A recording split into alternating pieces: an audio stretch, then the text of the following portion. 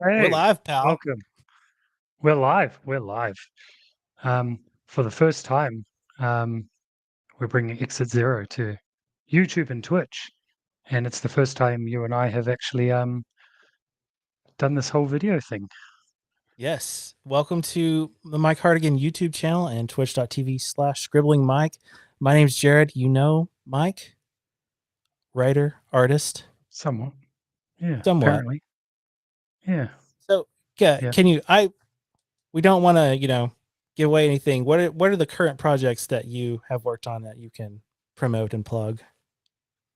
Well, I just wrapped up issue 4, which is the final issue of Squish and Squash, which was an all-ages comic I co-created and drew um, with writer Niall O'Rourke.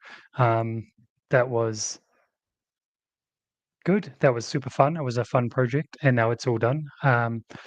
And I am currently working on Chase Speedington, which is my middle grade graphic novel coming out in November from Paper Cuts, which I created with Franco, the all ages comic writer extraordinaire.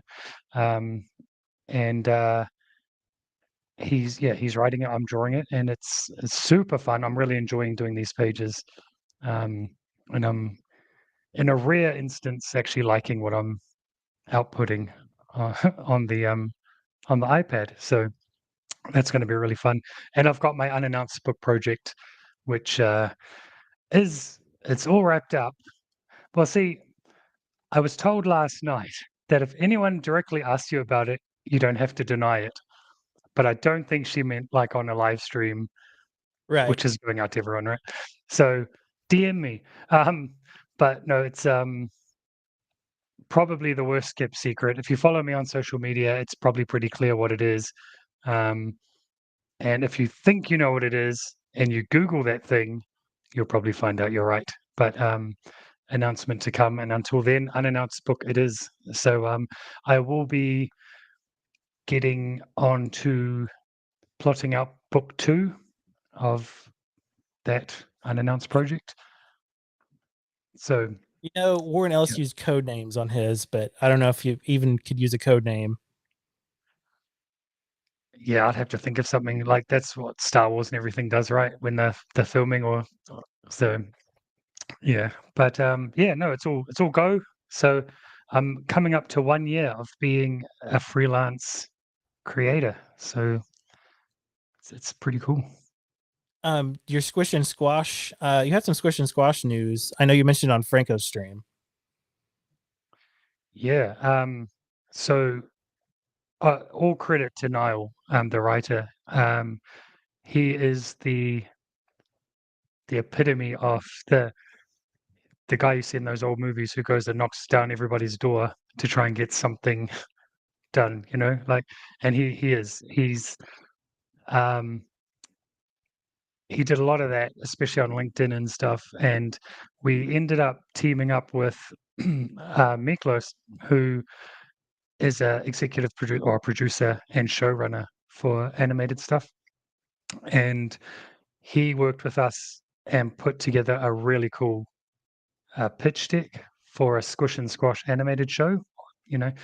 And this week he's been at Kidscreen, which is the big animation industry. What do you call it? Like trade show convention thing. Um, Trade show, and probably. yeah, and so he's been pitching that around to whoever will listen, which is cool. He repackaged it a bit from what the comic is. Not anything like that dramatically changes it, but maybe brings the age down a bit. And we tried to package it in a way that would work for TV and for what's being bought in TV at the moment. Um, and it's really good. Like I really like what he came up with. Like I really do. And he's actually just sent me an email saying that he's going to put some details together and stuff. But he said it was really well received at Kidscreen, which is cool. So hopefully we might end up with a cartoon in the future, um, and that'd be like just Yeah. that's amazing. Like going from what 2 years ago, you're like, I'm going to go full time with this, and then here we are, 2025, and you're like, I have, you know, they're making the rounds on an animated series proposal or a kids show, whatever it may be, and Yeah. it's just it's a true um, showcase of like, hey, if you really believe in something and you really put your everything into it, results will come. Just don't give up. Yeah, you So yes, say props to you. say 2 years ago is probably when I said I'm gonna quit doing any of these podcasts I was doing. Um, Yes. but I still had a day job until about a year ago. Um, so all thanks to my agent who found me on Twitter, because I'm still calling it Twitter, and and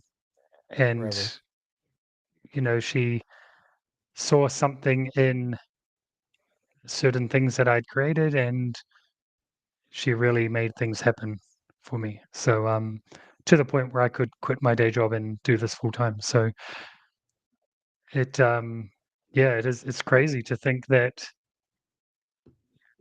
like when we came up with Squish and Squash, well, Niall did, and he brought me on board.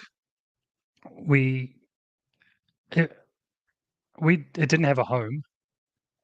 Um, we had the outlines for the stories, that was it, and he pitched it around, and then Keenspot picked it up, and it was like, cool. Now we've got this little comic. It's coming out from this indie publisher, um, and that's cool, because I didn't expect to be able to give up my day job. I thought that boat had sailed, so I was content in being like, well, if anything, I can say I did something. Doesn't matter what scale it's on. And then uh, things started happening, other things, and then I got busy, and then fun stuff is coming out. This is the year of Mike. I've got potentially, if all goes to schedule, and if not, I'll probably be in trouble. 2 graphic novels coming out this year, and yeah, hopefully we'll get news on a cartoon or something. So It was really cool to be able to be like, hey, I just went to my comic book shop and I bought your book. um, my overpriced book. So yeah, I shouldn't say that, but no, yeah, it was cool getting them in the mail, comp copies and stuff. Um, and now that's what I'm looking forward to for the graphic novels, just to have floppy comics are good, but they can't really sit on the shelf the same way my graphic novels are going to, with my name on the spine, and it's very buzzy, I Yeah. guess. So yeah, cool. But enough about me. Um, All right. Let's talk about the concept we've got going here for Exit Zero, yeah, man. which really just Do you want? it's really just a mixture of all the things pop culture that we like. I mean, television, Mhm. wrestling, professional wrestling, as he represents Bullet Club, and comic books, obviously, with you being in the profession now. And so it's just a little bit of like whatever we want to talk about that's in the pop culture world. I know we wanted to do some talking about movies because this is the big year for big name, big budget comic book movies. Yep. So we will definitely be checking that out. And I will be addressing some of your controversial comments on Franco's stream from last week. Yeah, We'll I let don't think they're controversial. I stand by what I say. So, you can try and convince me otherwise, but I'm going I don't to. know, man. Yes. Mm, we'll see. We'll see. Um, I was going to say something. Yeah. Do you think this could be the year Marvel comes back? Marvel's had a few rough years. I Marvel think Studios, I should say. I think that it's got the potential because it's got the names and it's got they're finally addressing some of the things that were left in the movies previously that haven't been addressed. But it's like they're finally turning the corner into that next level Avengers kind of movie. Hmm. I don't know how Robert Downey Jr. is going to fit into these things, but I'm interested in that. And it sounds like they're like, are they recasting Kang? Are they moving away from Kang? Like, and then like TV wise, I'm looking forward to the Daredevil. Oh So I think yes, it has the potential, but like yeah, the last few years have been like I haven't even watched anything, honestly. really. Yeah, 'Cause I guess it's been a bit. It's. I still think the TV side has been mostly more hit than miss. Um, I say I but haven't seen anything, but I was at Deadpool and Wolverine the first weekend. But other than Mhm. that, it's been no thank you. So, what was the last? Did you watch? Have you watched any of the Marvel TV series, like from the beginning, any at all? So, starting from One Division. Yeah, well, yeah. WandaVision was amazing. Hawkeye was Mm, great, and then it's just been kind of yes. since then. Agatha all along was played in my house, so I know some of the concepts of it. Hmm. But it wasn't appointment television for me, but it was definitely in this house. Okay. Um, Shout I'm out glad to you the brought up people in the Hawkeye. house watching right now. Yeah, shout out.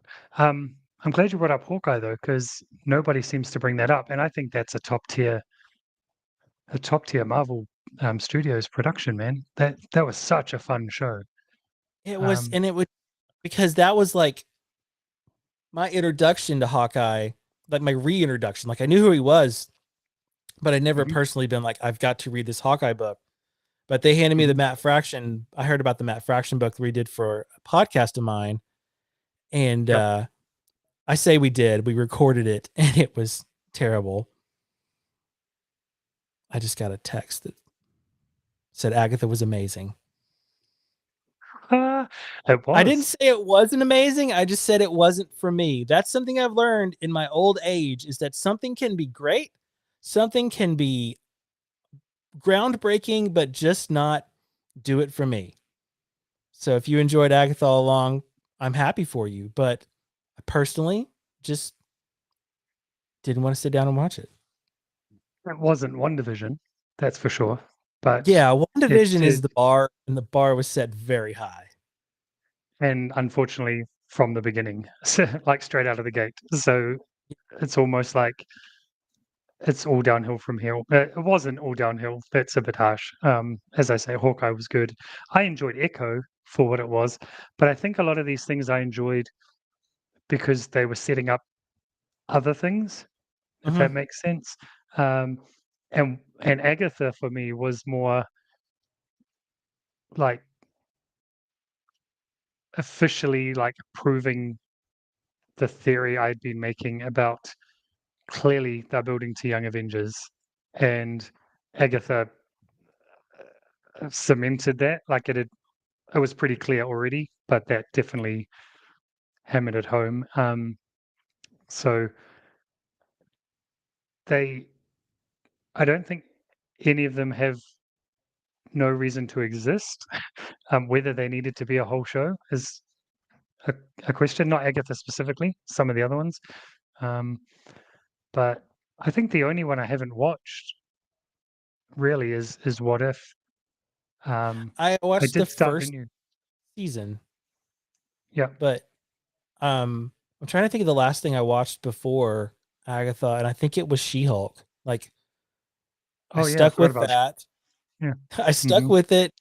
Before that, like I watched Falcon and Winter Soldier, but if I would have to have the list of the Marvel TV shows to look at it and be like, no. Oh, here's a controversial take. I did not watch Loki. I had no Really, interest. I had no interest in Loki.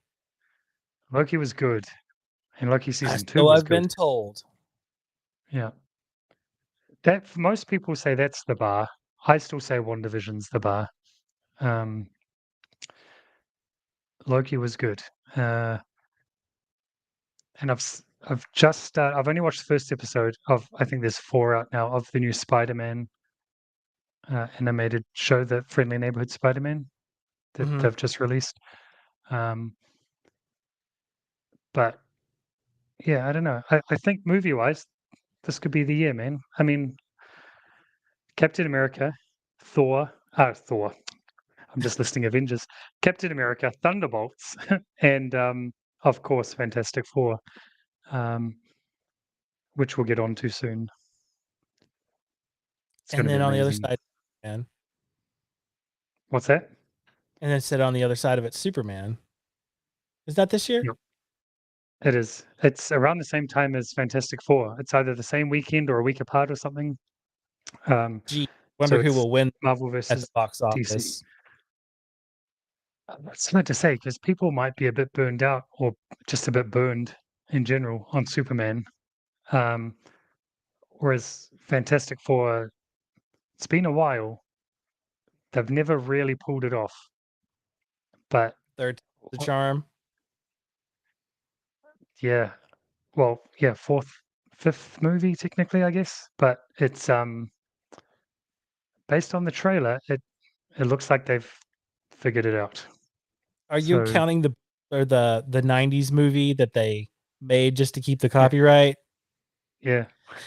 I have a I have a story. I don't have a story, but I just remember that being like part of the lore of like comic books is like, hey, Mm. I know a guy. I would go to the comic book shop and they would be like, hey, I know a guy who has a bootleg copy on VHS, and it's like, give me some time and I'll get it to you. And it was one of those things. I never watched it, but they told me about the joked about ending where they just put like a reed hand on a stick and waved it at the very See, end. I I've never actually watched it. I own it, but I haven't watched it, and I need to get around to it. It can't be worse than the 2015. Was it 2015? The the last try at Fantastic Four. That's a bold statement. Oh, speaking of terrible old '90s pilots, have you ever watched the Justice League one? No, I haven't. It was like David Ogden Stiers was the Martian Manhunter. Hmm. I can't remember any of the I've other heard cast members. I've heard the legends, but I haven't watched the show. Oh, man, I'm pretty sure Because I watched it like 15 years ago. because we we're well at the same age, I think, and Yes. coming up as youngins, we didn't have the superhero content you have now. And so anything was like, oh my gosh, they made this, we got to watch it. Like it didn't matter because there was nothing. Um, there was, what was it? Was it called Mutant X? And it was like Generation X. It was like I think it was just a pilot or a TV movie. Um, Generation X on Fox was a TV movie, but there was a show called Mutant X, which was like syndicated, mhm. and that was totally different. But it was like Canadian, but it was like in syndication late at night. There's a couple of those like weird kind of superhero Canadian shows. I think apart from the outliers, which were like, Christopher Reeve Superman and Michael Keaton's that series of 4 Batman movies. Um, there wasn't a lot really, and then Blade came along, which most people didn't realize was a comic movie, I guess, and that movie was awesome. And then I guess things like The Matrix helped, um, and then obviously X-Men came out, and I don't think that movie holds up very well. I don't think that's a controversial statement, um, but it and then Spider-Man, obviously, the Tobey Maguire, Sam Raimi Spider-Man, which was awesome. Yes, those Spider-Man, especially the second one, was just like I'm going to go back and see this again because this is peak. At the time, it was like this is peak comic books. Like this is I'm never gonna see anything better than this. Mhm. I remember seeing the first Spider-Man.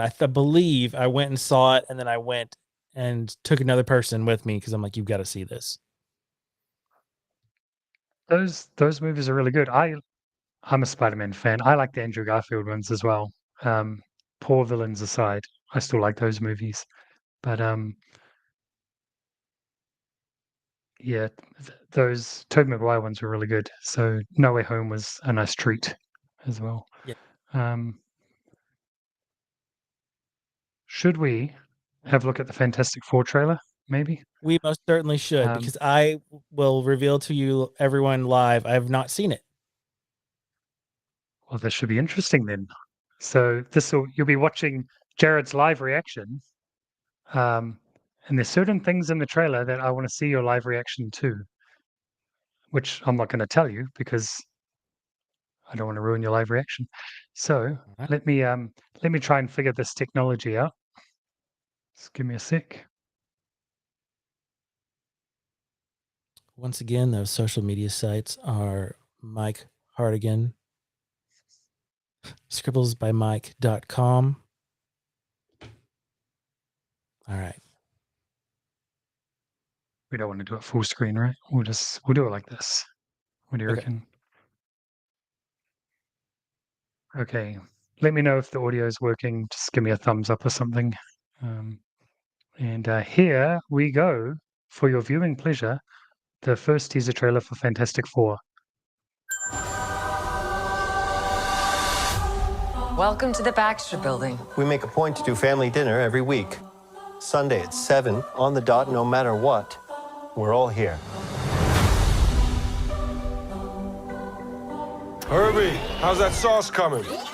Yeah, I'll be the judge of that. Okay. Okay, is this guy good or what? I want to add a couple cloves of garlic. Not because it's not delicious, I just want to add a little bit of zip, okay? T-5. Before we went up the first time, you couldn't turn invisible. Ben wasn't a rock. The best pilot in the world right here. Yeah. Best looking, he means. And Johnny never caught fire. Ben has always been a rock. Johnny is Johnny. Hi! And I am right here. Whatever life throws at us, we'll face it together.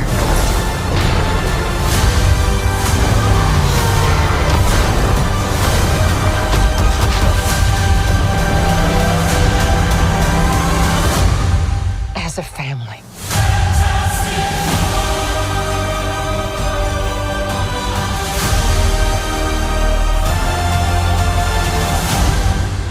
I don't know if there's anything at the end. Okay. Nope, I like that. Good. Yes, I like the retro look. I like that it doesn't start. I was about to say, at least they're not showing the origin, but they just kind of recap it.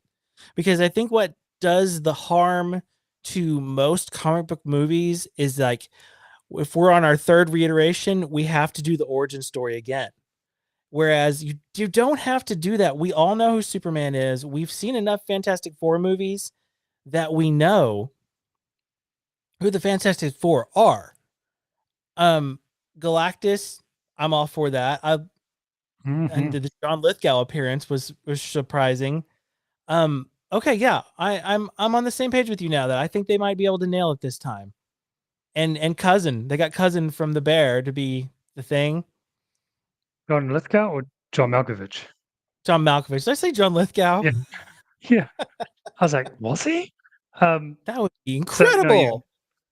So, no, yeah. But yeah, Um, it looks great. Right. Yeah. How good does the Thing look? He looks Like, pretty damn good. And yes, it's just he like, does. seems like they're like, let's take the Jack Kirby Stanley era, let's mix in a little bit of John Byrne. Let's just take all the good stuff because I've so much source material. Yeah. But and now I wonder though how they fit into the Marvel universe if they're going to be starting from the beginning with Reed that age. Yeah, so they can either go two routes, I guess. It's a multiverse still because they haven't ended the multiverse yet. So it could be pocket dimension, especially if Robert Downey Jr. is going to be Doom, because clearly he's not going to be the real Doom for Mhm. the real whatever number is designated to the core MCU universe.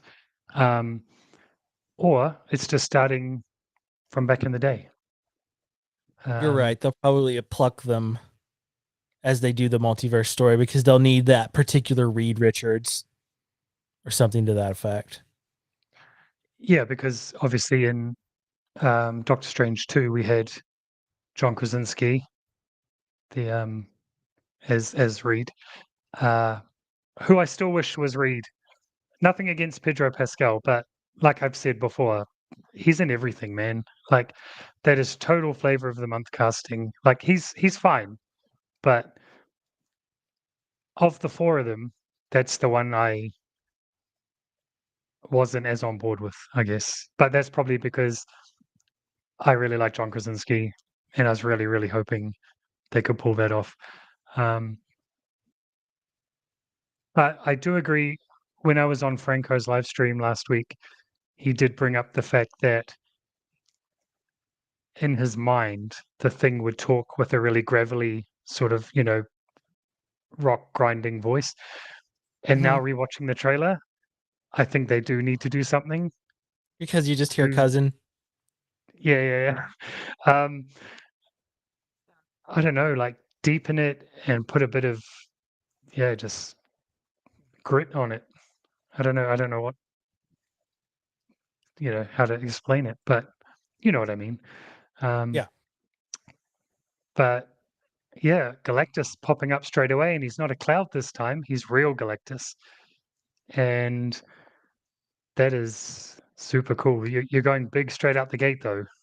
Like my whole thing was the Avengers took out Thanos back in the day. When the MCU was peak. Where do you go from Thanos? Because that was pretty all powerful. The only option is Galactus, but man, you're bringing Galactus out of the gate straight away with Fantastic Four 1. That's bold, man. So, but we'll get Silver Surfer as well, which is cool, a female one. And yeah, looks pretty cool. I don't know. I'm in. Yeah. Yeah. I really hadn't been like, oh my God, the Fantastic Four trailer's dropping today. But seeing it, I'm like, okay, I see what's going on. I'm in. So it'll be interesting to see what the second trailer will have. And we're not far away. I probably said it on the trailer. I wasn't paying attention. I think it's July or something that it comes out. So yeah, we're getting close. So yeah, that's pretty exciting. Pretty exciting. Yeah. Of course, I'm at the age where I'm gonna have to put that in my calendar because it will come out on video, and I'll be like, "Oh, that was out in theaters." Oh. Well, the thing is, everything comes by so fast now, right? Like my kids get taken to the movies in the school holidays, and it costs so much money. Like, not to sound like an old man or anything, but man, it costs a lot of money. And by the end of the school holidays, it's on demand. Mhm. You can buy it from Apple or whatever. And I was like, you just had to wait 2 more weeks. It's such a fast turnaround now. I give the Back Um, to the Future 2 and 3 speech all the time. It's like, oh, the gap between Back to the Future 1 and 2 was so long, and then we were so lucky that they filmed them back to back so that 3 was only a year away. So by the time that 2 was coming out on video, you could catch back up and then watch 3. Yep. It used to be No idea. interminably long to wait for stuff to come onto video to VHS. And now, really, it's weeks. It's ridiculous. So We it are sort in of our made mid me, 40s, in case you can't tell. yeah, we're old. Let's get off But lawn speed. it's like I enjoy the the benefit of being able to stay at home, because I like to stay at home and watch stuff. I've got a big enough TV. I've got no people sitting here and talking all through the movie and eating stuff noisily all through the movie, and it's just more pleasant, right? But there's certain movies I'm still going to drag myself out, because we don't even have a movie theater where I live. I have to drive over to the next. I mean, it's only 20 minutes, but that's still effort. So, Deadpool, Wolverine, that was worth the effort. Fantastic Four, Thunderbolts, no doubt are going to be worth the effort. And Superman, absolutely Superman. I am so looking forward to that movie. I don't know. It has definitely taken down my cinema attendance. So whether that's a good thing or a bad thing, I don't know. But yeah, Which is funny because I have a movie theater membership, and I could be going and saving money, and I just it'll renew, and I'm like, oh yeah, we have this for AMC. My daughter gets to go to a movie, and we get a free popcorn because I've somehow accumulated points. But yeah, I prefer to just wait 8 weeks and go watch it on some sort of streaming platform, which unfortunately for people like Kevin Costner is what happens. Nobody wants to see your movie, but they'll watch it on Max. Yeah, you screwed us out of Yellowstone, ending a bit nicer than it probably should have, or it should have ended better had he not screwed us. And then what happened? Did not pay off for him. It did not. So, That's the thing. Is like I go on these rants at home, so I'm sure that it's a good thing that I'm able to do this now, because it's like, imagine if he had stayed and worked something out with Taylor Sheridan, and then there would be commercials during Yellowstone. I can hear the voiceover guy like, if you enjoy Yellowstone, from executive producer and star Kevin Costner. yeah, I can't remember Horizon, an American Saga Part 1, now in theaters. Yep. It's just like, play ball, and then you can have your cake and eat it too. Instead, yes, we got that season of Yellowstone, which you can tell that Taylor Sheridan was like sitting at home, and when he was just like, you know what, I'll figure out another way. And I'll wrote put things the myself way he into did. it. I'll Oh take my over Kevin god! Costner. Oh my god! I saw this Right. article. It was like, is this the worst episode of television ever? Was it the And- one where Beth goes to his place? Yeah, and it's like Taylor Sheridan spends an entire episode of Yellowstone telling you how awesome Taylor Sheridan is. Yep. And it was so like not that character from what we've seen of him up until that point. And it was Yeah. just so out of left field. It was like, what? And oh yeah, it was not good. far be it for me to judge anyone's physical appearance, but that man is on some juice. Oh, yes. Yes. He's not what you would picture as a guy who show runs for TV, right? Like Yeah. no. He is actually like a cowboy to an extent, right? Like for real. Yes. I've been to the 4-6's, one of the 4-6's ranches. I went over to Mhm. There's a scene in Yellowstone where Jimmy, have you watched Yellowstone? Yeah. Okay, there's when Jimmy gets sent to the 4-6's and he goes to visit that vet girl. That house is just down the street from the 4-6's like supply house, which is just a gift shop kind of gas station. So we were driving back from Roswell, New Mexico, and we made a stop there. And it's just like, you go in there and you buy some Yellowstone crap. And then I recognized the house. I was like, hey, like I could line the shot up, and I took some pictures. But yes, he has the 2 or 3 ranches that are in Texas, mostly in the Panhandle, that he purchased. So yeah, he's not strapped for cash. No, he did he made this deal with Paramount to give him these series, and then he, went and bought his own giant ranch. Yeah, well, fair play. So where are we going with Yellowstone from now? Like, there's supposed to be the 4/6s spin-off with Jimmy, right? Yes. And the Beth and Rip spin-off, which was announced near the end of the main Yellowstone ending. I feel like there was Mhm. another one though. They had the one that was potentially Matthew McConaughey. Yeah. They've like switched it over to like Michelle Pfeiffer, That's right. and it's like not even like Yellowstone. It's just like here's a new telling of The same story. life in Wyoming. Like, oh, we own this big ranch. Yeah. Life is so hard. Yeah. I still think for me, the first spin-off was pretty peak. I get the numbers wrong every time. Is it 1880 something? 1883. Yeah. That was 1883. Yeah. I really like that one. Definitely more than And if you pay attention, Mhm. 1923. Yeah. If you pay attention in 1883, you find out the ending to Yellowstone. Are you? I haven't gone back and watched it. What did they say? Well, we And the can very talk about it, can't we? It's been a while. If you watch Yellowstone, you've seen it. If you haven't watched the end of Yellowstone, I'm going to give you 10 seconds to mute your screen.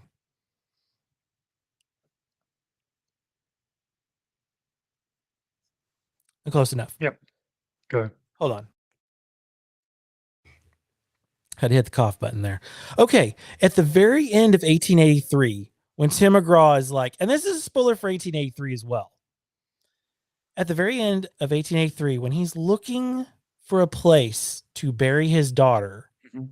he speaks to that native man. Mhm. Oh, yeah. And he yeah, says, Yeah. I will give you this land, but you must return it to my people in 7 generations. Yes. I was like, that's such, I counted the generations and I was like, that's so specific. That's so like planted in there. Mhm. Like that's the ending to Yellowstone. Yeah. And sure enough, you know, I had a feeling, and sure enough, that's how Yellowstone ended. Yeah, you're right. Because Return to people.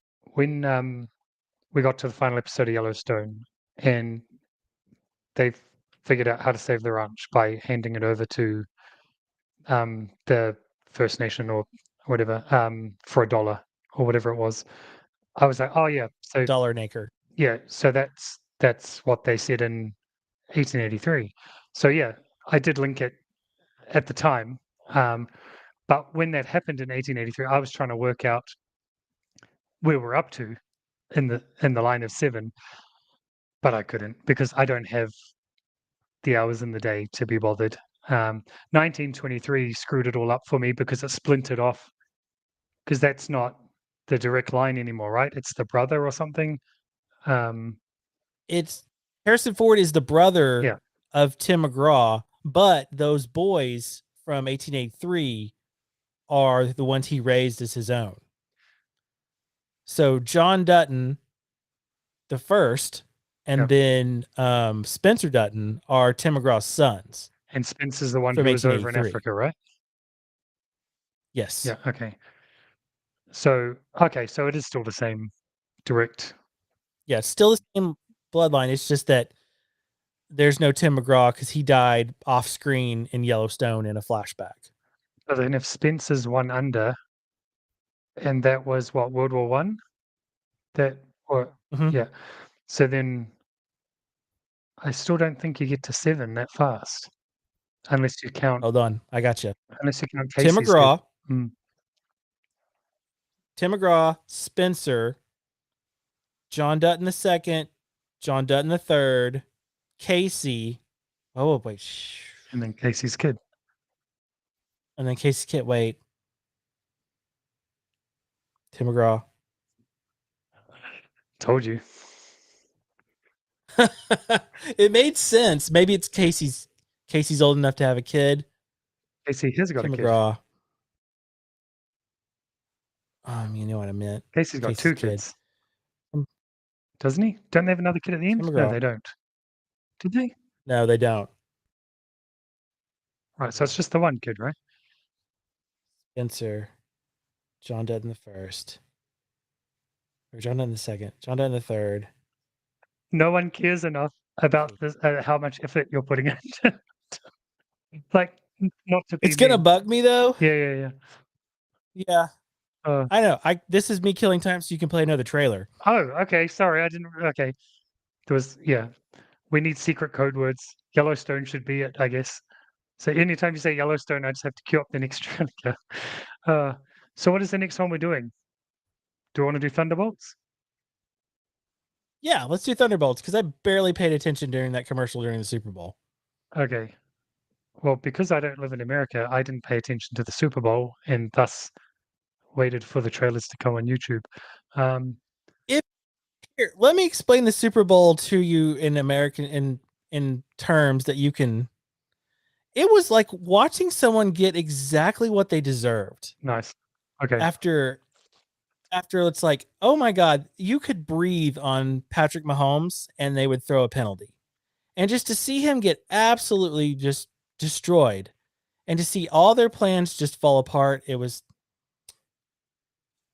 a you live long enough to become the villain kind of situation because they used to be the team everyone rooted for. Well, And then it's like, oh my God, they're going to win 3 in a row. Taylor Swift's here because she's dating somebody on the team. Yep. Give me Well, Philly fan all day. yeah. See, I used to just randomly pick teams to be a fan of because I don't follow it, and I'm not going to follow it because I haven't got 4 or 5 hours per game. I mean, I'll do it for wrestling. The funny thing about NFL is that it's not the team that I enjoy, it's the overall storylines. Because you'll have like somebody gets hurt, so somebody has to step up that got traded, or somebody wants to play for another team and they finally show their full potential.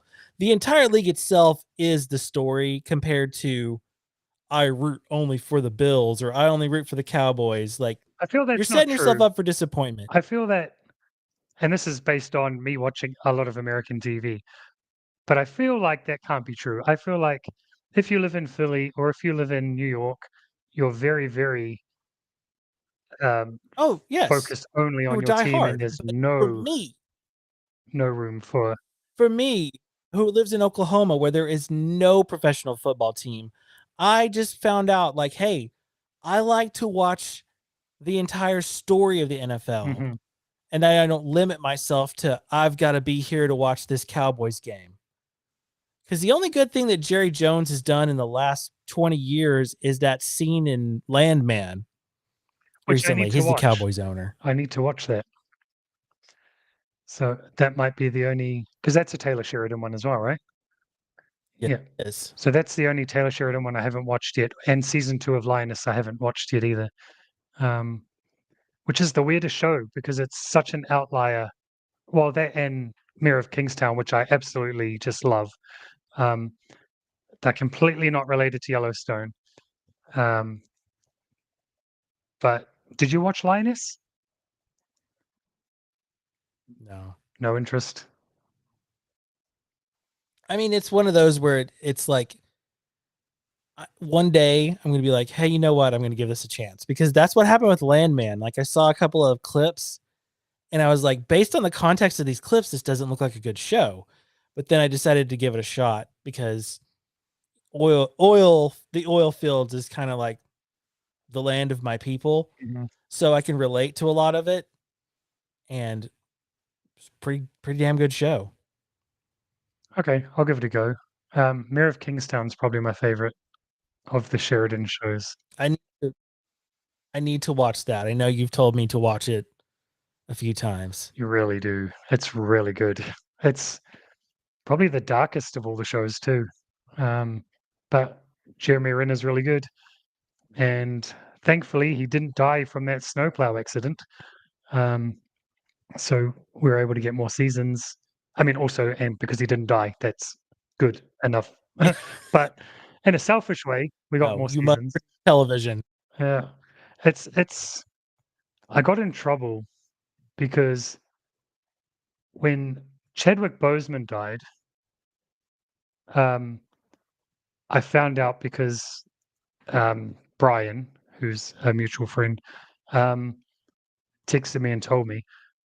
And the first thing I said, regrettably, was, "Oh no, what are they going to do about Black Panther?" And that was the wrong thing to say. um, but yeah, yeah, I don't know what to say about that. I very much like the things I like, and I don't want them to change. And it is sad when people die, but it's yeah. Speaking of, do you think they'll recast him? Because the talks keep coming back. It's time. Yeah, I mean, they've You set it can up. make it alternate universe, or you can make it. It's time. They set it up in Black Panther 2 anyway. I don't know. Have you seen Black Panther 2? No. Okay. Can No. I just say what? Go for it. Yeah. Yes, please. Okay. So anyway, spoiler alert. Blah blah. Whatever. It's an old movie. At the end, Lapita's character, who was his girlfriend, I guess, in the first Black Panther, she's pregnant and has a kid, and it's his kid. So she got pregnant There you before he go. died, obviously, and they called him T'Challa. It's just like how in the comics they're like, "Hey, we need a Nick Fury to line up with the Nick Fury in the Samuel Jackson, movies." yeah, and not the Ultimate Universe. So It has to be in have the real that, universe. So they have to do that storyline where they're like, "This guy is a spy, and he's this and this," and it's like all of a sudden they're like, "Hey, your name is Nicholas Fury," and he's like, "What?" Yeah. Like, that's your legal name, and he's like, "Well, I guess if it's my legal name, then I guess I'm Nick Fury." Not, "Hey, I've been going by this name my whole life." Yep. But it's just like in the Marvel comics, is like, there you go, Nick Fury. That was a little bit confusing when I was out of comics for a while and saw that in the main like timeline of comics. He was suddenly a black character, and I was like, "Hang on, like, how did they do that?" And yeah, it's like when It was a throwaway line. yeah, It was like, "Oh, you're this is your legal name," and "Oh, well, if you want to be Nick Fury so much, we're gonna pull out your eye." and that's what they'd have to do with Bond if everyone got their wish of Idris Elba as Bond. Like, because now they're saying James Bond's just a code name. It's like, no, it's not. 007 is the code. James Bond is the dude's name. Like, yeah, whatever. I wouldn't care. Idris Elba would be an amazing Bond, and I was hoping for that before Daniel Craig. I was like, Idris Elba just oozes machismo, and just give him the gun, point him off, and like, let's all enjoy a great franchise. Well, you can do it now anyway because, again, spoiler, at the end of the last Daniel Craig one, they killed Bond off anyway. So just completely reboot. Don't continue and go, oh, the old Bond died.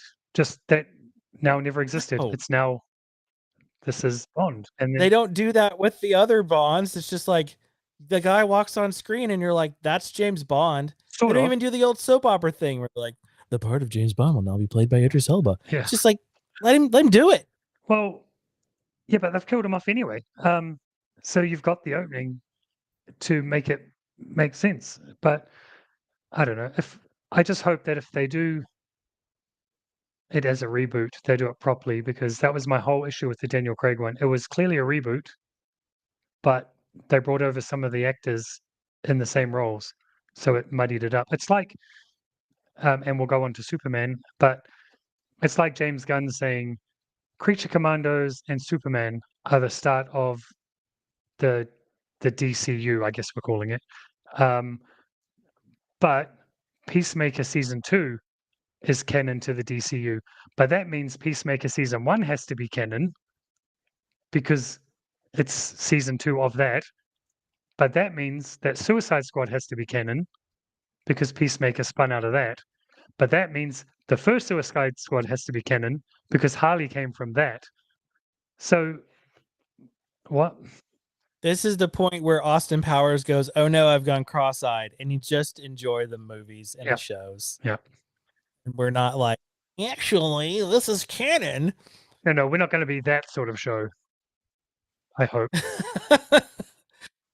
No, we are middle-aged men who realized, hey, enjoy what you like and don't crap on things you don't. Yep. Just let people enjoy what they like. Yep.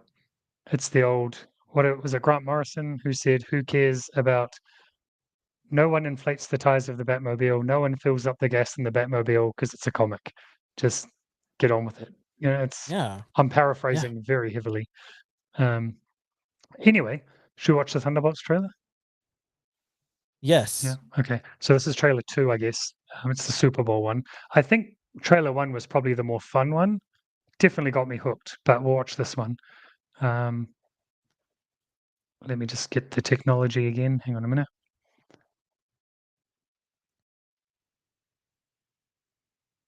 And I'll bring us back on. Hey, look at that. Magic. And here we go. Full of supervillain. Let's talk facts. The Avengers are not coming. Who will keep the American people safe? There's some big threat out there, and you are gonna help me stop it. Wait, us? Yeah, you. Why, you got someplace to be? I love that guy. So none of us comply? So what, we all just punch and shoot? I can't think of a worse group of people trying to work together. Stop! Stop! Please, John, stop! Where were you? Where are you? Everyone here has done bad things. You can't escape the past. Hey, it's like your mind is somewhere else. So you can do something about it now, or live with it forever. This could get messy. No shit. You thought you were gonna be some great saviors? You can't even save yourself. We can't do this. No one here is a hero. Lena, when I look at you, I don't see your mistakes. That's why we need each other. Okay, that was really good. We are the Thunderbolts! Can't call ourselves that. God, thank you. This has makings of team that can rise to glory. Bring light from the darkness.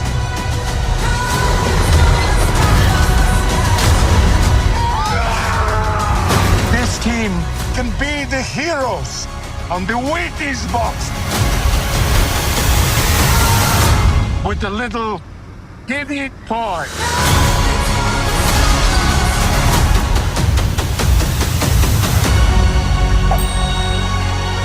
Alexei, have you slept? I'll sleep when I'm dead. I'd like not to die today, so maybe somebody else should be driving.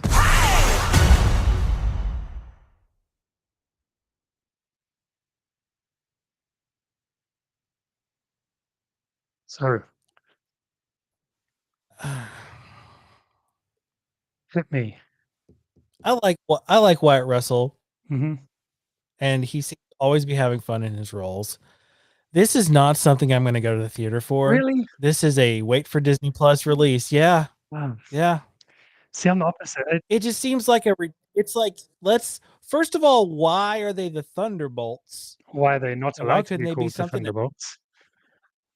I just think of the Thunderbolts as the original concept where it was the villains in disguise as heroes. So I don't know what they've done with Thunderbolts in the last 20 years, but I see what they're doing. They're building for Avengers. They're building for like the next epic, so that they can show up in the post credits.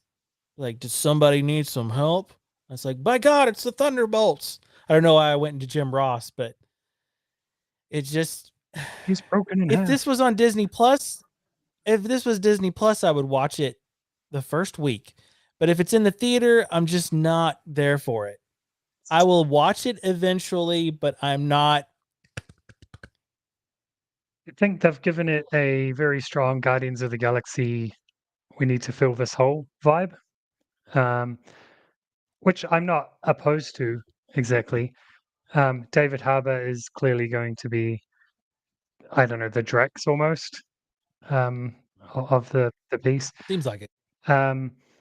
It's just a bit weird, especially from the John Walker side, because in Falcon and Winter Soldier in the TV show, he was a bad dude. Like that guy decapitated someone with the shield, didn't he? And now he's just Yes. like, cool, man, I'll come on the ride. I don't know, man. I'm in because Bucky's in it. Winter Soldier's still the GOAT. Man, that movie is still peak Marvel, and that character is awesome. But Yelena is, I really like her version of, well, I guess she's the new Black Widow. Yeah. And I like her.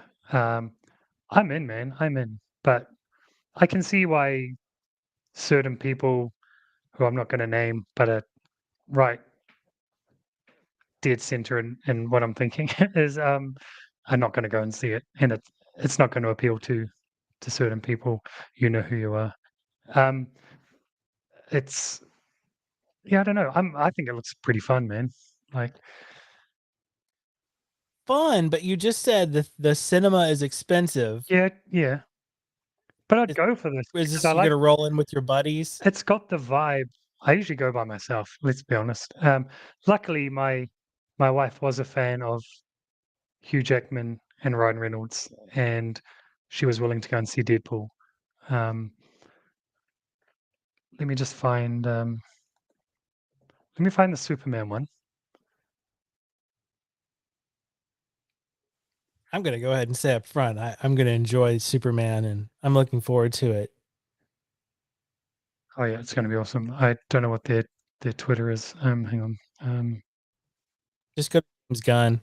Oh yeah, They'll probably have it pinned. I'm sure that going back to the Thunderbolts, I'm sure with John Walker, they'll just be like, oh, well, the super soldier process just overwhelmed his mind for a minute and he's better now. 100%. You know, they'll give him a couple of minutes of, you know, justification for his violence. But then this whole story is like, oh, we're all, you know, villains that, you know, need to have a redemption arc so we can be accepted as a superhero team, so we can pad the Avengers cast when we get to the, you know, But we're in trouble movie. Isn't this the whole problem with Marvel? Like they went through a spate of setting up some really cool villains and then just killing them off in the first movie they come in. Now they're collecting them into a team of, let's say, anti-heroes at a stretch. So you're still getting rid of some villains you could have potentially used in a really cool way, I guess. I don't know. He didn't pin it, and there's a lot of Creature Commando stuff. Hang on. Just while I'm scrolling, though, did you watch Penguin? No, I didn't. I know. I've seriously been slacking. Did you watch The Batman? Yes, I actually saw that in the theater. I had a friend who texted me and was like, if I pay for this movie, will you go with me to see it? Okay. I was like, yeah. And it seemed like it was like about 35 minutes too long. Yep. But it was very long. It was a interesting interpretation of Batman. Which I didn't hate.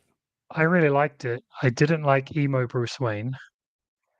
That was just, I don't know about that. But him as Batman and the suit and the Batmobile and Colin Farrell as the Penguin, it was all win. And the Penguin TV show was really good. And I feel like this should not be this hard. Things about. I mean, he won the Emmy, right? So there must be something to it. I don't remember. Did he win the Emmy? I'm pretty sure. Or was it a Golden Globe? Oh, the Golden Globe. Yeah. One of them. They're all the same. And I'm quite looking forward to the Lanterns TV show. all this stuff is just coming in as actually, because it's come out while I'm scrolling through his timeline. The recommendation here is to watch the documentary, the Superman, Super/Man, the Christopher Reeve documentary. It was really good. I still haven't seen that, but I know I would definitely enjoy that. Yeah, it's worth the watch. Quite long as well. There's some great clips of Christopher Reeve like talking about Marlon Brando that made me laugh. Isn't it just bizarre to think that that Superman movie is written by the guy who wrote The Godfather?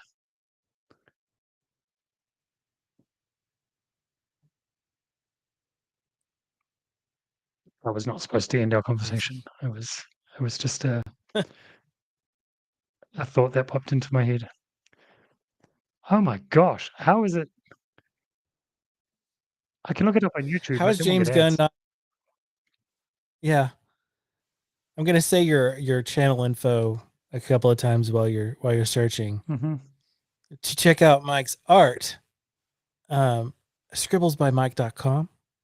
You are probably watching right now on youtube.com/Mike Hardigan or twitch.tv/scribblingmike. And we'd appreciate it if you hit the subscribe button. How many subscribers are you at right now? On Ballpark. on YouTube? 195 on YouTube. So I'd like to get to 200. So 5 more people. I know that doesn't sound like a lot, but it's a lot to me. Got to start somewhere, right? And Yes. that's a nice round number as far as numbers go. Now I'm seeing Scooby-Doo stuff. Did I go too far?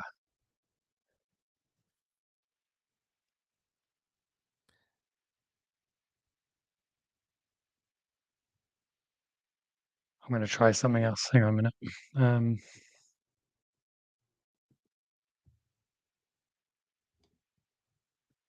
I'm being told my sound and video are out of sync on the YouTube stream. Let me have a look. Hang on.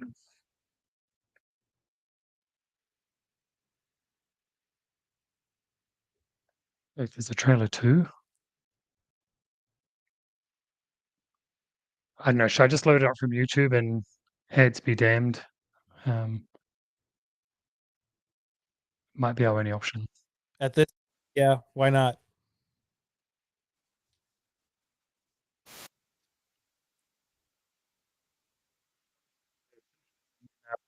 Uh-oh. Fix the. What happened? Your sound cut out for a minute. Okay. Can you hear me now? Yes, I can. Okay. So, First episode, everybody. yeah, man. There's still less technical issues in this than on any of my other streams. So I'm happy.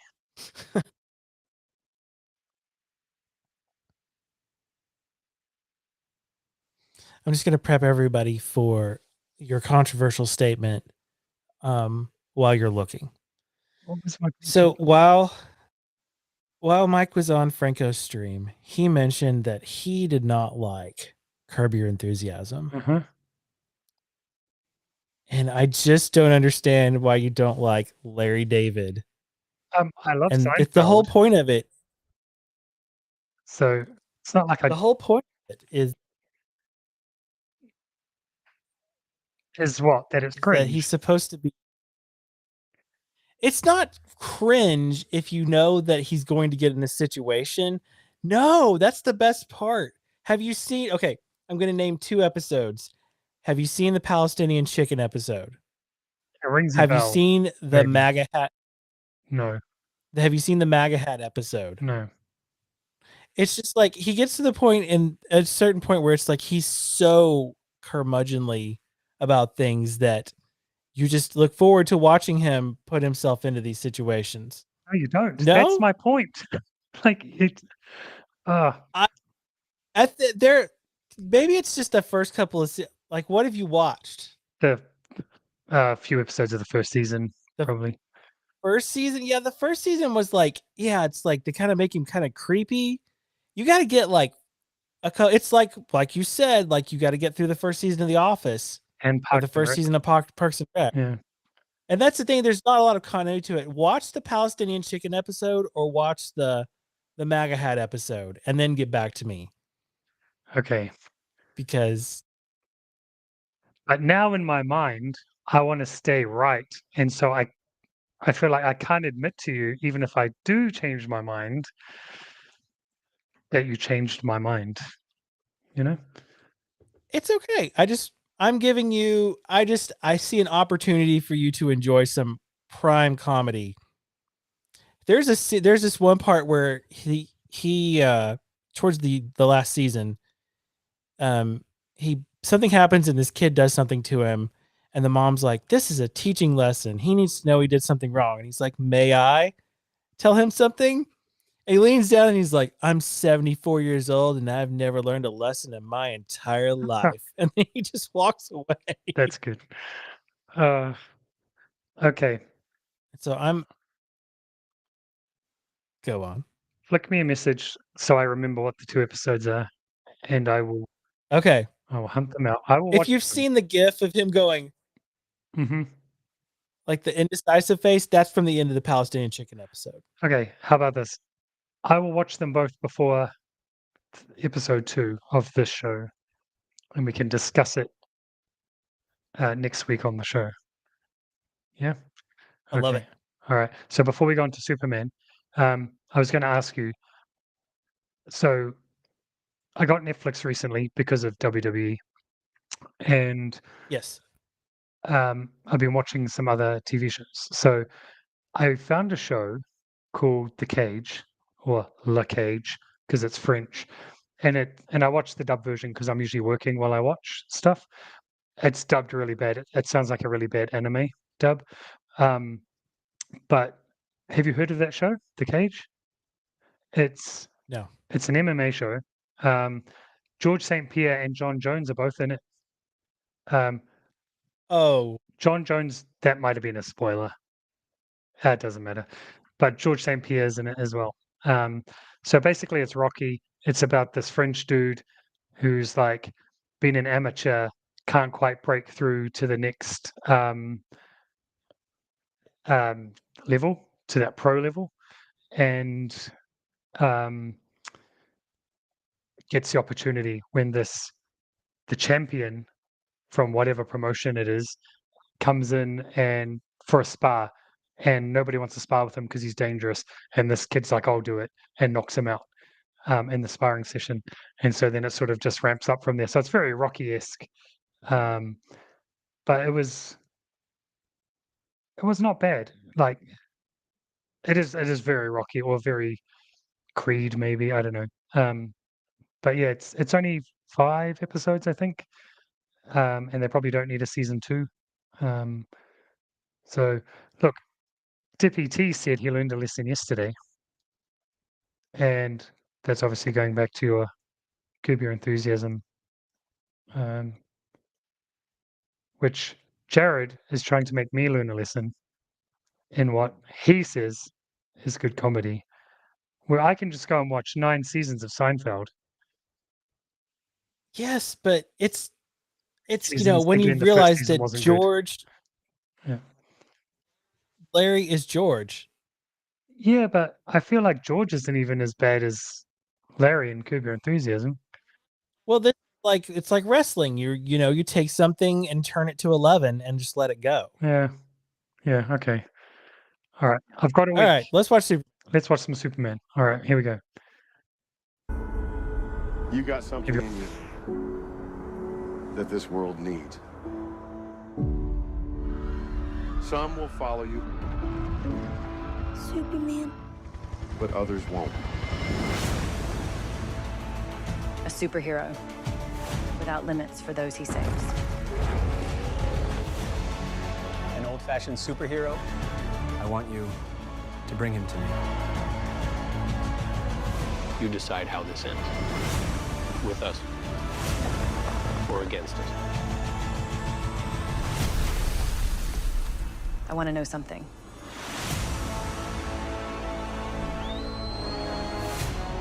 What makes you stand?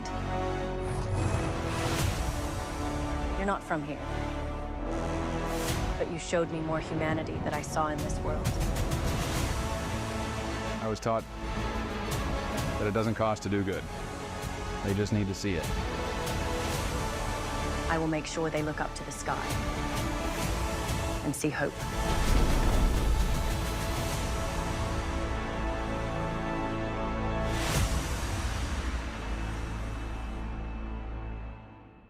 Yeah, that was the end.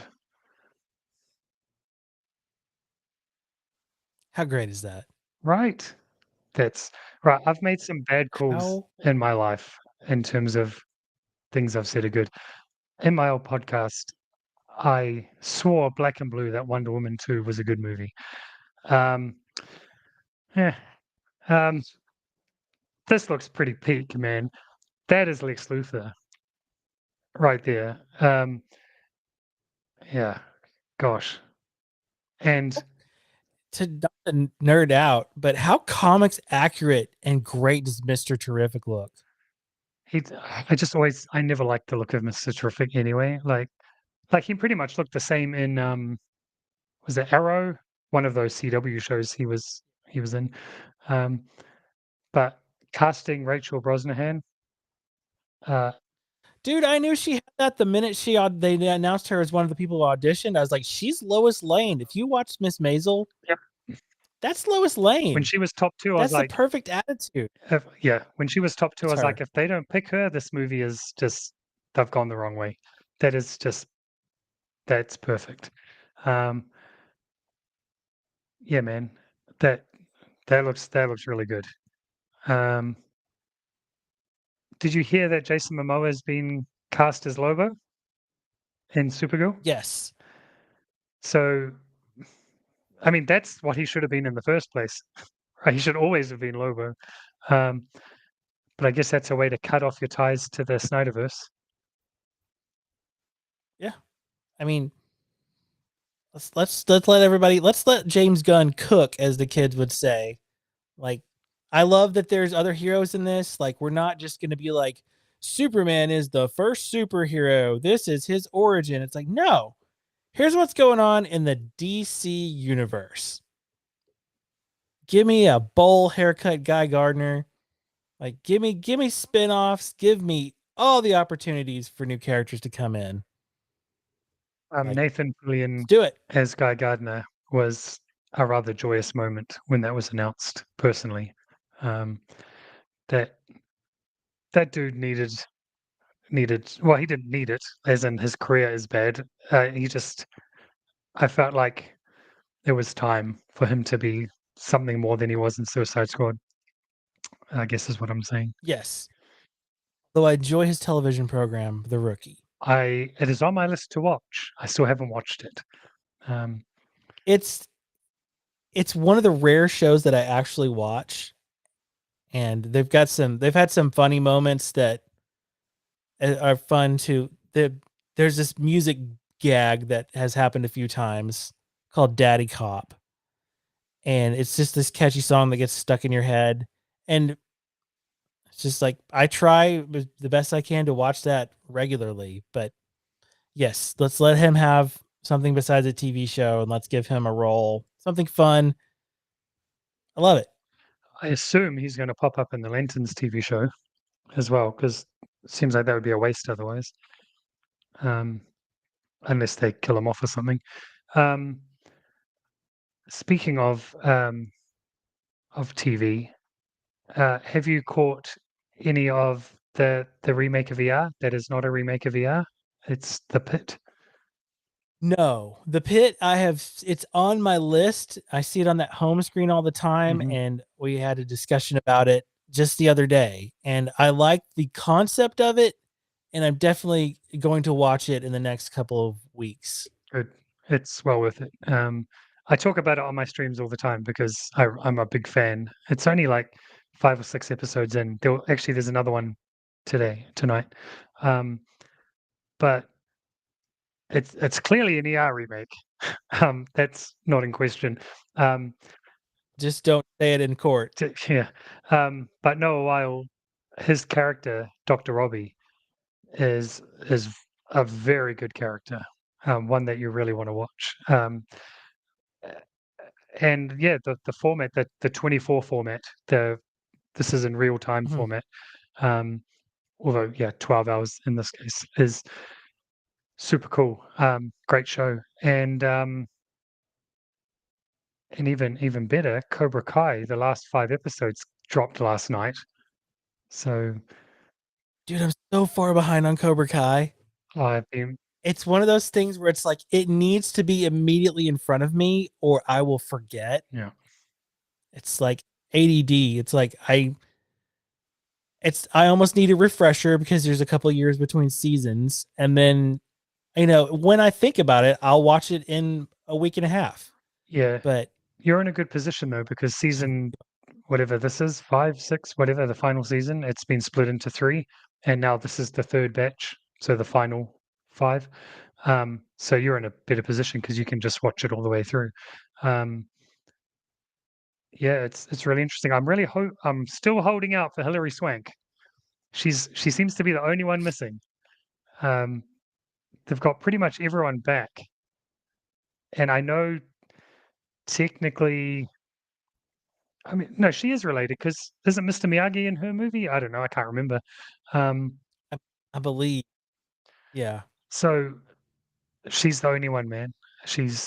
Don't be a holdout, Hilary Swank. Don't be that person. It's too late now. It's already filmed and dropped. So I don't know. People have already watched it going, you're an idiot. But I haven't. So I've got 3 more to go.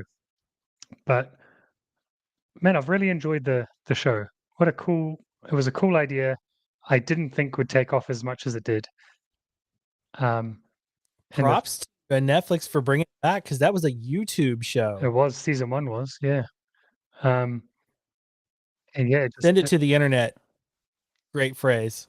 Well, that's what we were hoping for Heels, right? Like it got moved to Netflix, so we were hoping there was a chance of season 3.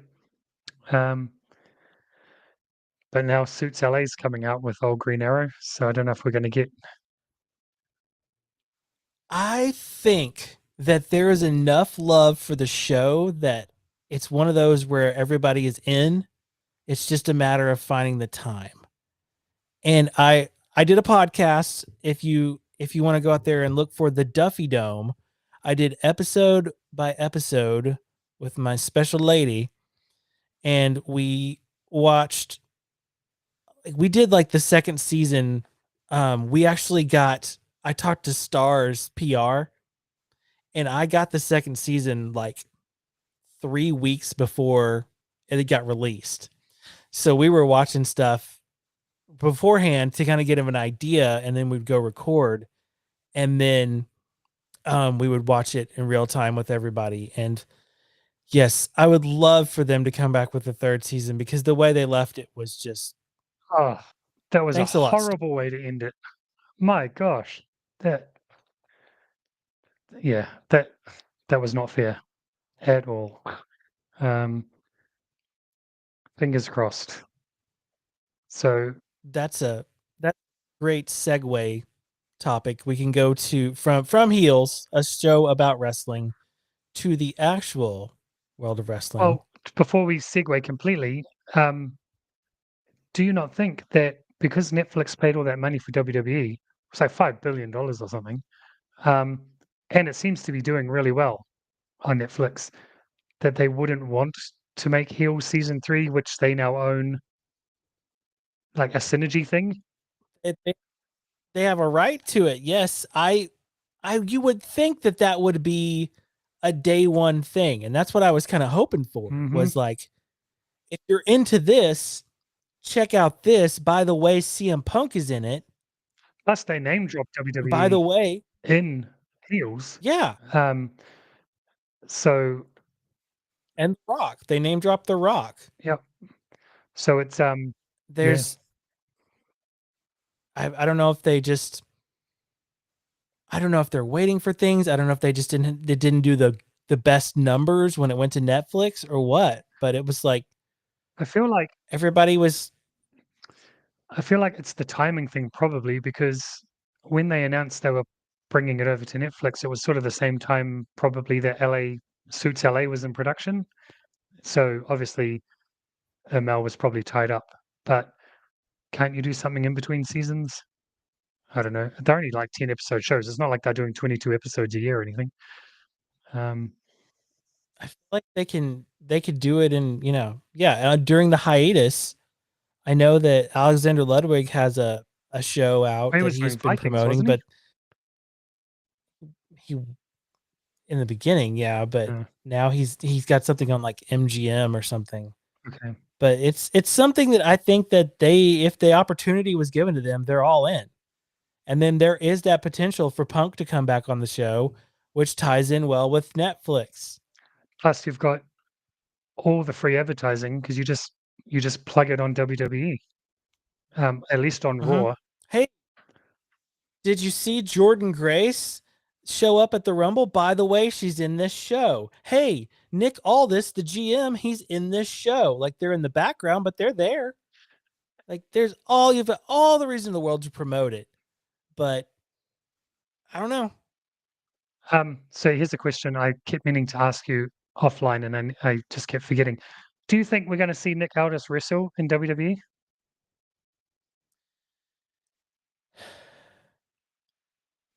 It would be a waste for him not to wrestle at this point. He's in really good because shape still too. He looks great. I just wonder if they're doing. Is it going to be like a Survivor Series thing where him and Pierce get in the ring together? Yeah. Or is it going to be one of those? Or is it going to be one of those things where it's like, hey, we want you on screen until we can find the right storyline for you to get you in the ring, and then we'll move you off of general manager. But yeah, I think that's. Why wouldn't you? Right? Like, I don't want it to be wasted in a GM versus GM match because they were both wrestlers or whatever, if I'm not mistaken. And I don't want it to be like a proxy match, where they're represented by someone else or they're the second half of a tag team, the lame duck half. I want a real proper storyline. And Nick Aldis is good on SmackDown at getting involved more, like coming out and like a general manager used to. So there's definitely easy ways to do it, but it's who do you do it with? Is it the bloodline? Who knows? But man, I hope so. And isn't Mickey James now doing something behind the scenes with WWE? I don't know. I feel like I don't know if she's on a Legend deal. Yeah, because they showed her at Royal Or Rumble. she's I think it was at the Rumble. She was in the crowd. I feel like they said something. But speaking of stuff, so I see that this new show's coming out this weekend, the LFG or whatever it's called, Legends and Future Greats. So basically, NXT got too big and became the third brand, and so now they're making NXT again, is what it seems, or Tough Enough. Maybe it's more like Tough Enough. It's Tough Enough. Sorry, that one's Tough Enough. Is that the Tubi show? What's that? Is that the show that they're advertising on Tubi where it's Yeah. Because no, Evolve is going to be like the new NXT. Yeah, Evolve's going to be NXT. This Legends and Future Greats is going to be Tough Enough. Yeah. So as soon as I saw the ad for Evolve, I was like, "What?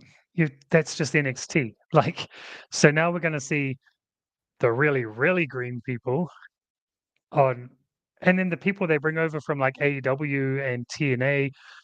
Are they going to have to be relegated all the way down, or is that really for people like, what's that thing they started doing where they get college graduates and WWE goes and scouts. Gosh, can't remember what they called that. Name, image, and likeness, NIL. Yeah. So those people will probably go to LFG, and then wrestlers from the Indies and AEW and stuff will go to NXT because it's more of it's not really a rookie show anymore. Yeah, I don't know. But didn't they have an NXT show for like the lower level NXT people? Wasn't that what Level Up was? Oh yeah, probably. I never watched Level Up. See, so no one's going to watch Evolve. Did. Yeah. Okay. So what did you want to talk about pro wrestling then? The Royal Rumble. I mean, I just find it interesting that you fell off on AEW and I've kind of fallen off on WWE. Yeah, we've swapped. I don't know. WWE picked itself up, not in any small part, thanks to Triple H taking over, I guess, creative, and Shawn Michaels taking over NXT and bringing that back. No, what? Shawn Michaels is just doing his old storylines with new people. And it's, I mean, I know that that's like a weird specific nitpick, but it's like they're doing Lost His Smile with Ethan Page. They've done we hurt each other and did a double pin. Like there's the things that happen are things that Triple H and Shawn Michaels have done in the past. Shawn Michaels just running greatest hits. So you think Shawn with Michaels, his new people. So whereas Triple H was really an actual creative force and built something really cool with the original NXT. Sorry, the black and gold NXT. Black and gold. Shawn Michaels is not really a booker, is what you're saying? No. Okay. I'm saying you can watch NXT and there are several major storylines where if you've been watching wrestling for like we have 20 something years, you know immediately what the storyline is. You know immediately like match endings. Like I don't know about you, but like, and this is on Raw, but I can pick out the exploding ring gimmick before it happens. Because they did that with was it Bronson Reed and Braun Strowman? Yes, I believe so. Well, that would make sense considering those two people are quite massive. Yeah. They did the way that it was set up. It was just like they're taking so long on this superplex, they're gonna do the busted ring gimmick. And I guess that just shows I've watched too much damn wrestling. But there's just stuff with Shawn Michaels where it's not like, well, this is something new. It's just like I've seen this movie before. Maybe NXT is not for the old school fans. It's for the next generation of fans as well as wrestlers. And therefore it's new to them, right? So I don't know. I've only started watching NXT again now that I found out it's gone away from being NXT 2.0, which was terrible. And because in New Zealand, Raw, SmackDown, and NXT are all part of the Netflix deal. So I can watch them all in one place and in very nice high def. So I decided to get back into NXT, and it's good for my kid who's just getting into wrestling because he doesn't know the main roster, so he doesn't know the NXT roster either. So it's just all wrestling to him. And obviously, he was not alive during the first go round of the greatest hits that you're talking about. So, yeah, okay. But yeah, I don't know. I'm so out of the loop with AEW because I haven't watched it for such a long time. I even gave up on watching the pay-per-views, which is what I got down to. So it is slowly. I'll be honest. There's been a dip because of this current story, the main storyline with Jon Moxley. It's been weird. It's like I saw the potential in it where he won the title and then he just like took the title and put it in a briefcase and just started attacking people and talking about how he had a vision and he had an idea for how AEW should be and he was going to fix it, but they never really addressed what he actually wanted. He would just be like, I'm doing this for a reason and you'll never understand. And it's kind of been a downer because it's like he's the last two pay-per-views that he's main evented, it's like it's too soon in the story for him to lose the title. So why am I even watching this main event? Yeah, and then but you could say that about wrestling in general, usually, especially whatever the first pay-per-view after WrestleMania is. You know that Cody or Backlash. Whoever, Backlash. You know it's Cody's not going to lose the belt a month after WrestleMania, like because that defeats the whole thing, right? So I think that's just a problem with wrestling. It's just like with this storyline, I'm thinking to myself, is this going to be resolved soon, or are they going to take this all the way to July at All In Texas? And that's kind of like, they kind of take some steam out of the show because it just ends the same way with the, the Death Riders attacking people. But there are some great things happening on AEW. And if you're not a Timeless Tony Storm fan, I don't know what's wrong with you. I thought she dropped that gimmick. I thought I saw a pay-per-view and she wasn't that anymore. Oh. So she went back to the Tony Storm of old. Yeah. But it was all just a ruse. Oh. It was all just a ruse because she won the number one contendership. And she told Mariah May, she's like, "Oh, I'm such a big fan of you." And Mariah May just beat the crap out of her. And then she was like laying down, like all beat up. And then she grabbed the microphone and was like, "I remember everything." And like she went back to her Timeless Tony Storm gimmick. Okay. So the old Tony Storm, she disappeared for like 3 months and was like doing stuff in Japan and Mexico. But she's back to the Timeless Tony Storm. They are most likely main eventing the Australia show on Saturday. Okay. Grand Slam. Right. Yeah, see, I'm so out of the loop, man. Well, there's a show in Australia on Saturday. Oh, yeah. Unfortunately, it's running really late in America. Right. Yeah, well. And I would probably have to catch it on replay because Mhm. it's after the All-Star game. Yeah, the time difference is quite harsh.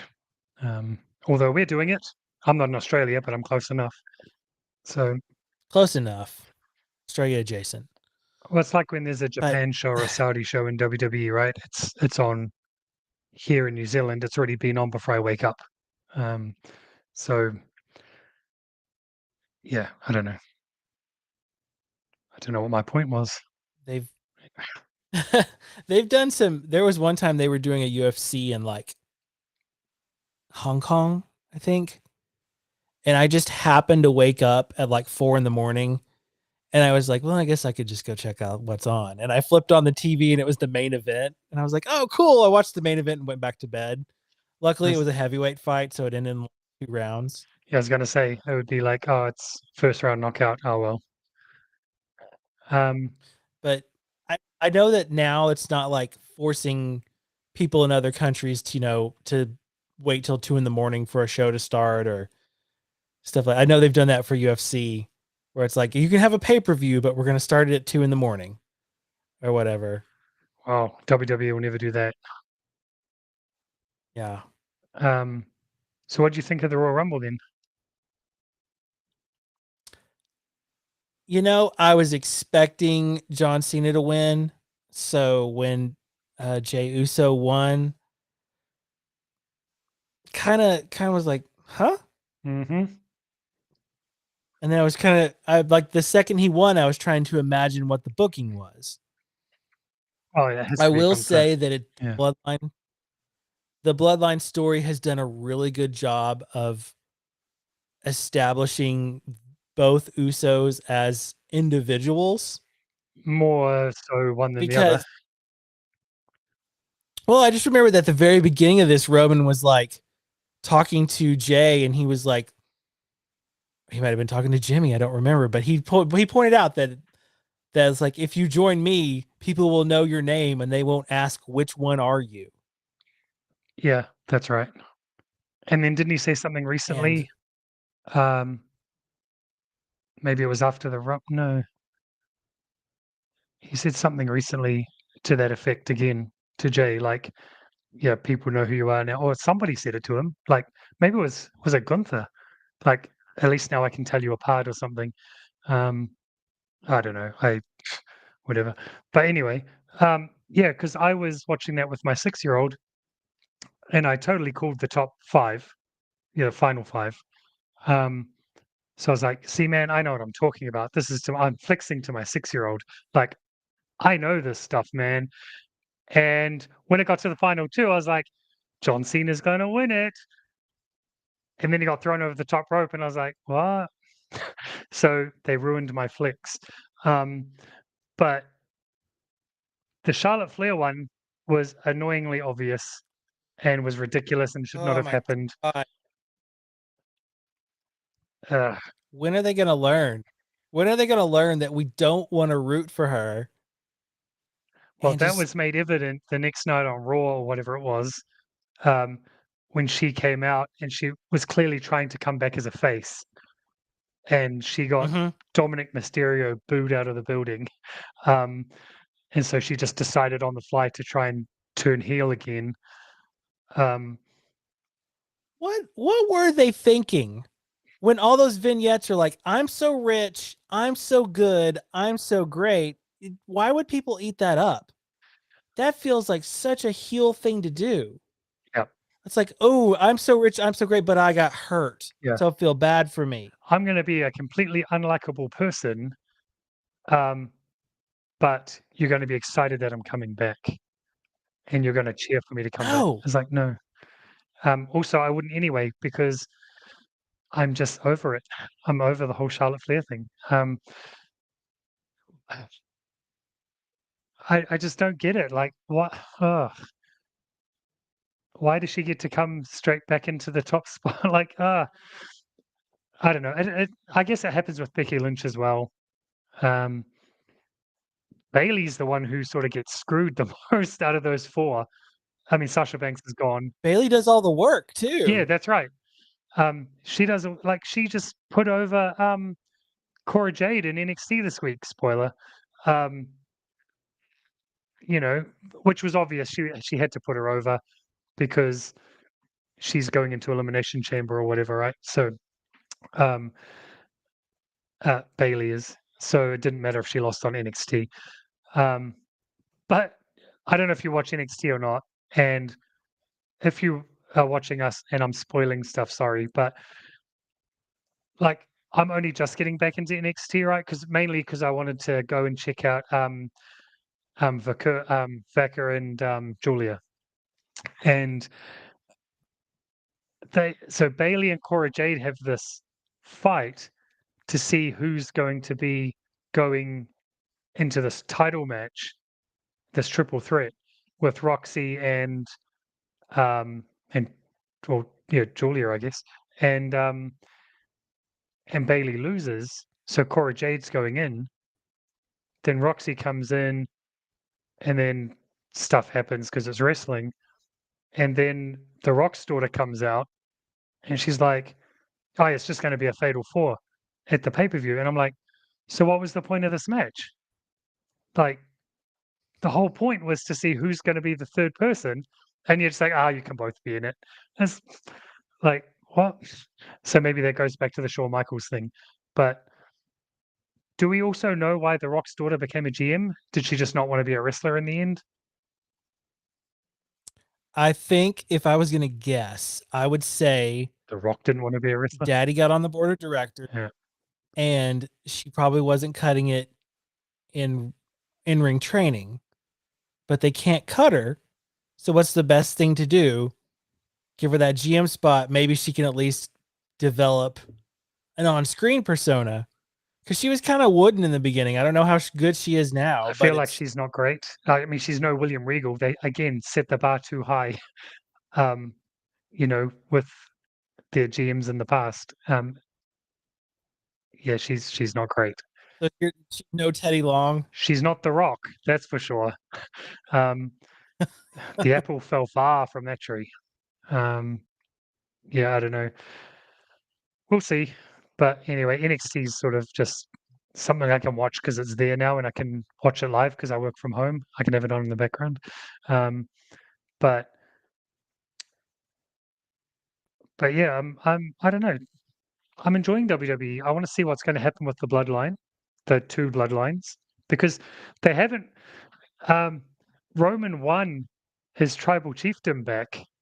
He got the Ulafala, and nothing has come of that at all since that. I think he's been on TV once, maybe, since that happened. Was that at Royal Rumble? Since that was Herb stomped him. Oh, that's right. That's what happened at Royal Rumble, right? He got double curb stomp. That's right. But it was such a moment when Paul Heyman came back, because I'd been so desperate for that to happen. And But then Roman came back, but he was treated as a face because everyone wanted him back. And I was like, you're doing it wrong.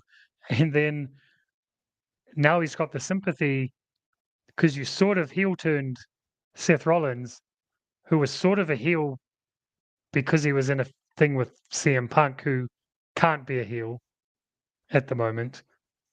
Yeah, I don't know. I don't know what they're going to do. Like, because there's two bloodlines now, right? How? I don't know that they refer to Jacob Fatu and No, they sort of dropped Solo. Tama Tonga. Solo came back last SmackDown, and I forgot that he'd been away. Yeah, I saw that. Yeah, I will turn on the TV for Jacob Fatu. Oh yeah, because I think it's great that they're like, oh, they're worried he's going to outshine Solo, and then he just did. Straight and away. then they took Solo off TV. Like, why would you take Solo off TV if you didn't give it to Jacob Fatu? Jacob Fatu is just going to shine. And my God, is he just like, I mean, yeah, he's using old promos, but he's making them work. But again, most people haven't seen those old promos. So correct. Because where was he wrestling before? MLW. Right. So nobody's seen those promos. Let's be honest, right? So no one that watches WWE and is invested in WWE has probably watched those promos. So it's all good. When he first started talking more, I was like, oh, that's a shame. Because he was so good as just that silent, the new Solo, right? He took over Solo's role. Mm-hmm. Forcer. Yeah. Let him loose. Let him give it to him. Like, cut the Tongans. Just Tama Tonga is not good, and his brother, the one who's injured, Tongaloa or whatever, what is the point of him? Like, what has he actually done since he's been there? Like, apart from the injury, punched his brother in the head trying to do a low blow. How do you? Yeah, okay. Anyway, like, just cut those two. I know they're like legacy hires as well, because aren't they like Haku's adopted kids or something? Yes. But it's not like we see Haku or anything. Like, I'd rather see Haku at this point. Like, it's just Haku was making Bullet Club appearances in Japan. Yeah, because isn't his other kid? Why can't they get him on screen? Isn't his other kid part of Bullet Club? So no, his other kid apparently like signed to WWE, but they're just holding him back, waiting to pull the trigger. Right. Plus, isn't there another cousin, the Zilla Fatu or something? Dude, there's so many of them. There's so many Samoans. Yeah. Just waiting. Yep. So I don't know. Like, do you think? My problem with it is Roman can't have a bloodline like he had unless he converts them over, because it would make no sense to have Sami Zayn and Jey Uso especially follow him now still. Like, as a one-off, it made sense, like bring them back. But here's a controversial thought. Why don't you just end this story and move on? Like, we all know never happened that the bloodline is a thing, but well, how many years are we going to have this interfeuding between family members? Start something new or give it a break. But it's what made Roman, right? No one liked Roman for the longest time because he was forced down our throats, and he was out of the Shield. He was the worst one, right? Or the greenest one, I guess. And it was like when there was the Wyatt family, and they brought Braun Strowman in as the black sheep guy. And then when they broke up the Wyatt family, I was like, oh, sorry for that guy. He's going to be the one that you never hear from again. And now he's the one we bloody always hear from. So what do I know? Like, but I don't know. I feel like we're going to lose Jimmy if we're going to lose anyone. Like, I don't know. Jay's too big to fail at the moment. I just at what point do we just, cut your losses, call it like, hey, we've had a great run, but let's move these guys on to other projects. Or are you gonna do when are they gonna do like Marvel team up? Like when are they gonna find some common enemy to move towards? That's what they did Be with like, the I've Black got one. my family. I think Jey Uso goes on to WrestleMania and beats Gunther, gets his championship. Yep. And Not eventually, yet. Not yet. really, he already didn't get it at the last one. What was the paper? He had a championship match some point recently, which he didn't win. I'm sure he did. I think he's. Sure he did, but I'm just saying it's not time for him to win. Or you're saying it's They'll not do time it. for Gunther They'll to do lose? it. Yeah, it'll be SummerSlam. Okay, that's fine. Or what's the next international pay-per-view? Is it France? It's Elimination Chamber, isn't it? It's in Canada. Okay, Canada doesn't count as international to me. That's next door. Well, apparently it's going to be Overseas, part of you I soon, think. right? So whatever. Sorry, it's a non-political show. But come on, that's funny. That is funny.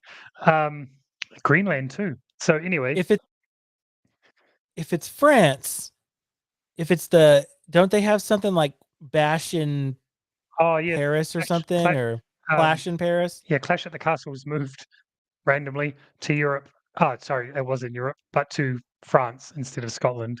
Okay, so they like to give them a title moment. So I feel like if it's not WrestleMania, then maybe it's that international pay-per-view, or it's Nah. SummerSlam. If it's not WrestleMania, it has to be SummerSlam because the other one's not big enough for the moment that they need for Jey Uso. I hate wrestlers coming to the ring through the crowd. I'm just going to say it. I freaking hate it. And every episode of Raw and SmackDown has been starting with Jey Uso coming down. It's like Dean Ambrose does it. It was cool when the Shield did it, but oh Jon man, Moxley. yes, it was. It was at the beginning. And why are they not referencing the fact that CM Punk was the one who storyline Brought right? the Shield in. Yeah. Like they should be leaning into that way more when he was teaming up with Roman or whatever. I feel like there was a missed opportunity. Anyway, do you watch SmackDown at all? I did. Right now, since they moved it to USA, I don't have cable, so I won't be watching it anymore. But when it was on Fox, yeah, I'd throw it on for noise. I feel like they are now the best commentary team across WWE. They were on Raw, and it's a shame that they got moved off Raw. But Michael Cole, I guess. But Tessitore and Barrett, man, that's peak. That's good. I have two comments Oh, no. on a WWE announcers. One, Wade Barrett blocks me on Twitter. Why? And I was like, what did I do? And then I went back and I looked. And after, when he was in between WWE stints, he was an actor. Yep. And I was like, I saw this movie and he was in it and it was terrible. It was like a low budget action movie. And I put like, holy crap, this Stu Bennett movie is terrible. And it was like, Wade Barrett blocked you. Two, please tell me I at least don't came like with the DM that said, I've got some bad news for you. Because no, there was no bad news. It was just 5 years later. I was like, why does Wade Barrett have me blocked? And then, and then I remembered. Two, the thing about Michael Cole that I don't like is that Just when one? he gets too into the commentary, he has a headset like yours. He will reach up, and I have the ear for it. He will reach up and hold the microphone closer to his mouth. And it just bugs me. It's just it's a weird thing that nobody else would notice, but I noticed that. I noticed that the old on SmackDown when they used to tape it, where they had the canned audience reaction. Yeah. And someone finally defined it. They said it sounded like a hairdryer turning on. Mm-hmm. That old crowd reaction used to bug me. But those are the two things that the announcers just I had to make comments on. The fact that is Don't the disrespect Wade Barrett's. No. The fact that is the thing that annoys you about Michael Cole and his commentary is just like mind blowing. I absolutely hate Michael Cole, but everyone's like, oh, ever since JR left and ever since Jerry Lawler's heart attack, like people have softened on Michael Cole. I will never forgive him for trying to call Brock Lesnar the Manster. Do you remember that phase? Yeah. Yeah. Michael Cole tries too hard for like the extra nickname, but then the Pat microphone McAfee thing's did it current thing. by accident with Braun Strowman. I assume it wasn't scripted because Pat McAfee seems to just say what he wants. But he did that whole like, that's one big SOB, and then like that's his T-shirt now. That's Braun Strowman's whole gimmick now. And then Michael Cole's sitting there going, "Damn it!" Like it never works when it's me. Yeah, but Tessitore is really good. He's like filled the the other dude who I really liked, who used to be a boxing or a MMA commentator. He was on NXT for a while. Morrow? Yeah, Morrow. I loved that dude. He was so good. It's amazing what happens when you give these sports guys a chance. Like give them a little time to breathe. Because they brought over there was that other ESPN guy that lasted like 4 weeks. Yeah, just when you're no longer appealing to an audience of one, and by one I mean Vince McMahon, it's amazing what happens when you let these professionals do what they know how to do. Yep. I feel like there's a lot of things that wouldn't be happening now if Vince was still there. We don't need to get into the whole Vince thing, but I mean, CM Punk wouldn't be there for one, and I don't know that Jey Uso would have got the same push under Vince. No. I don't know. You were saying before, and we can wrap it up in a minute. You were saying before how Charlotte was doing all those promos from the yacht, and it's like, how would you like her and stuff? Because she's just the arrogant rich person or whatever. But it was the same. It was when I had sort of fallen off the NXT wagon, so it must have been the 2.0 era or just before the 2.0 era, the colorful era started.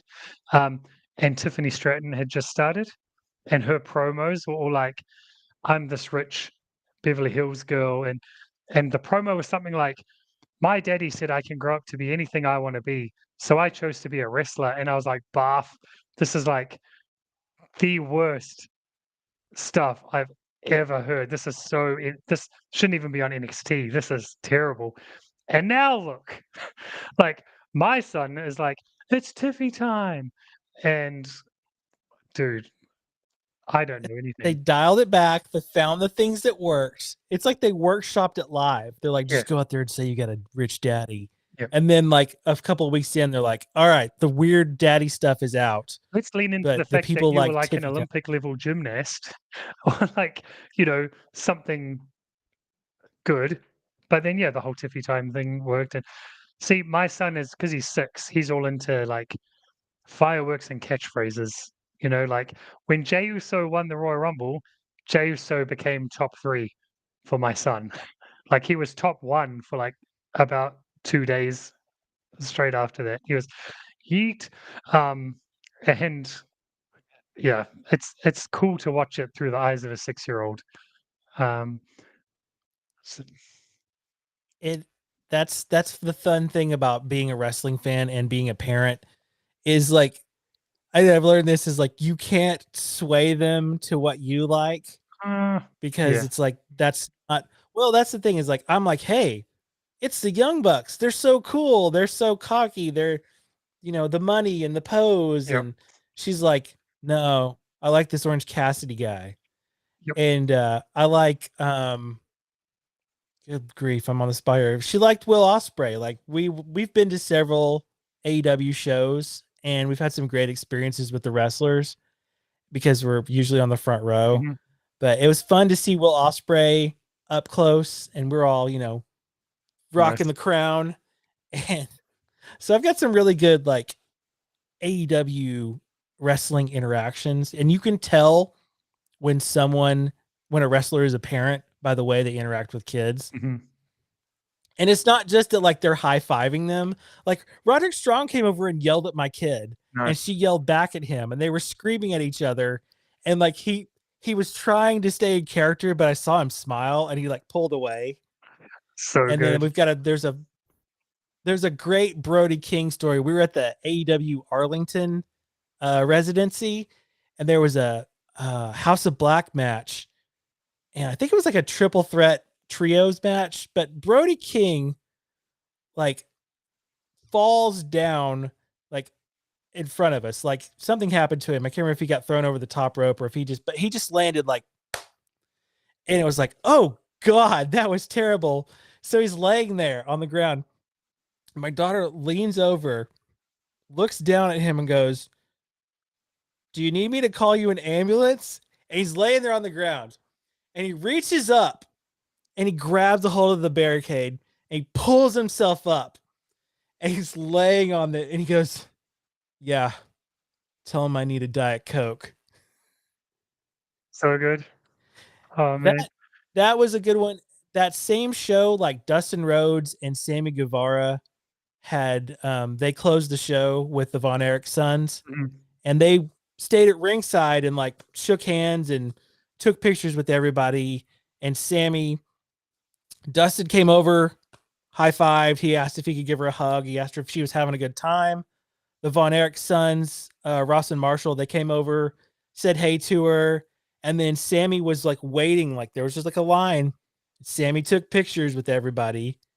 And it was just like, I know I've never been a Sammy Guevara fan in wrestling, Mhm. but I respect Sammy Guevara, the person, for giving my daughter that experience. All So memories. I do like that. That they are giving experiences to these younger fans, and it's fun. It's fun being a fan of wrestling and having your kids seeing it through their eyes and seeing what they like.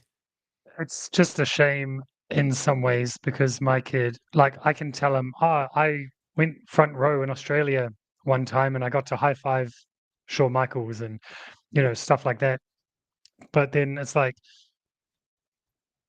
there's certain things that transcend generations, right? Like the name Hulk Hogan, right? Now, that's not a good thing, but I'm trying to show my kid, like, oh, this is WrestleMania 6, my favorite thing ever, because it was the first like wrestling pay-per-view I ever saw when I was a kid. And this is Royal Rumble 1990, which I think is the same year. And he's like, oh, there's Hulk Hogan and blah, blah, blah. Because he's like, is Hulk Hogan in the Rumble? I said, probably not, because he was the champion for like 17 years straight at WrestleMania. So I doubt he's in any of the Rumbles, but he is. And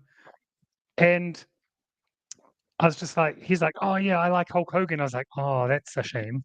Um, you can like that Hulk Hogan, I guess, but you can't still like Hulk Hogan because he probably was like that back then.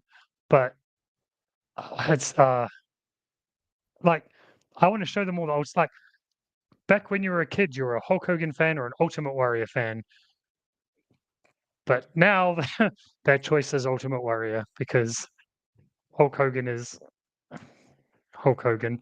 And man, how good was it to see him booed out of the building at I think it was Raw on Netflix premiere. Yep.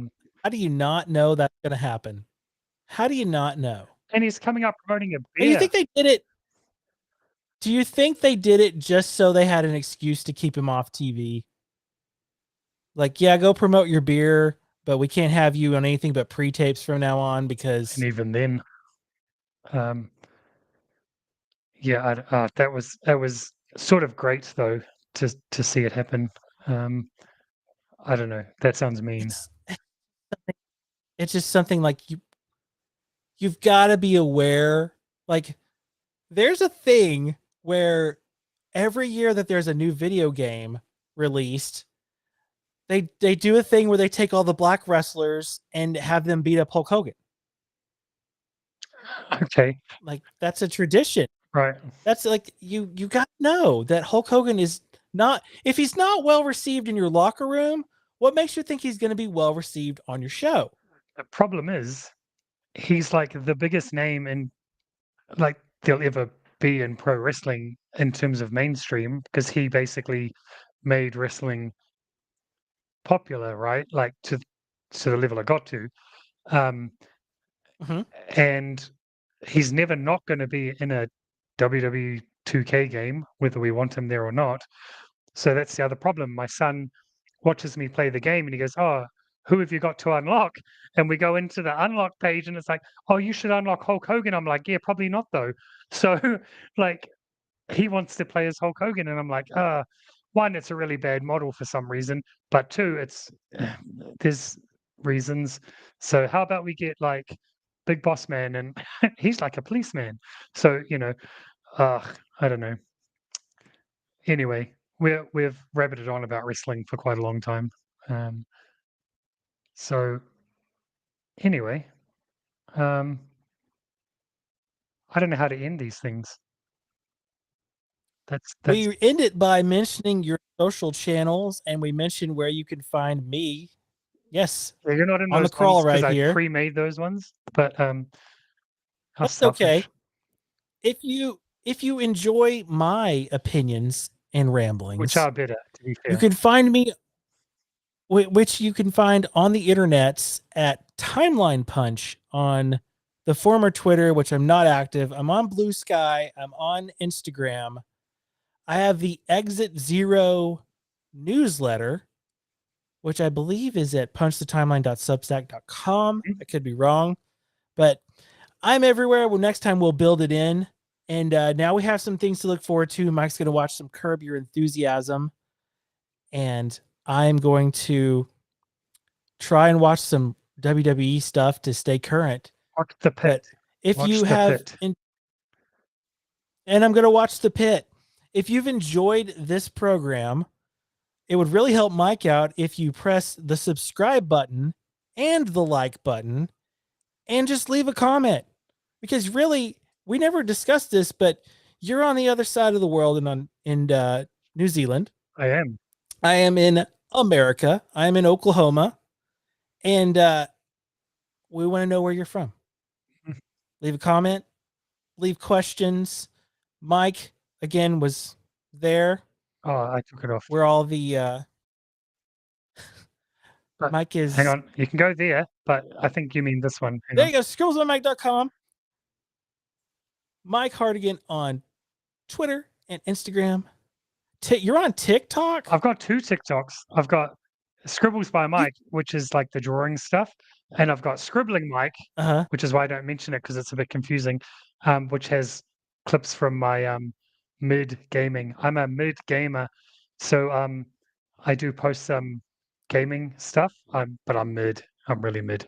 But there's got to be something that you like that we like to talk about. So you might as well subscribe because we're going to keep doing this. We are. Whether you like and it or not. Same bat time, same bat channel, different countries, different continents, different time zones, but we make it work. My name is Jarrod. And I'm Mike. This is Mike. And we thank you. We appreciate you for sitting with us and talking pop culture. This has been Exit Zero.